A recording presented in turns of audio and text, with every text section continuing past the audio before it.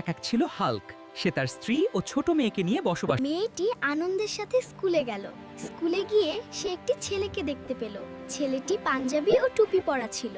তোমার নাম কি? আমার নাম মোহাম্মদ। তুমি কেমন আছো? আলহামদুলিল্লাহ। স্কুল শেষে মেয়েটি বাসায় ফিরে আসে। আচ্ছা বাবা, আমরা আলহামদুলিল্লাহ বলি কেন? মা, আলহামদুলিল্লাহ অর্থ হচ্ছে ভালো থাকা। এর মানে হলো আমরা আল্লাহর দেওয়া নিয়ামতের জন্য কৃতজ্ঞ, তাই আমাদের সব অবস্থায় আলহামদুলিল্লাহ বলা উচিত। আর আমাদের প্রতিদিন 5 ওয়াক্ত নামাজ পড়া উচিত, আল্লাহর পথে চলা উচিত। তাহলে বাবা, আমরা এসব করি না কেন?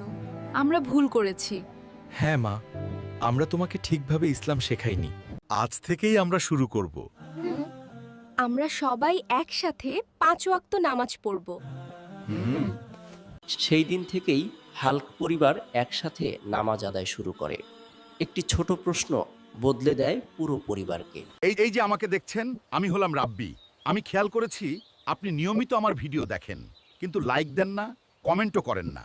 সত্যি বলতে কি, এতে নতুন ভিডিও বানানোর ইচ্ছা কমে যায়। তাই আপনাদের কাছে আমার ছোট অনুরোধ, দয়া করে এই ভিডিওতে লাইক দিন, আপনার মতামত কমেন্টে লিখুন। যদি ইউটিউব থেকে দেখেন, অবশ্যই চ্যানেলটি সাবস্ক্রাইব করবেন।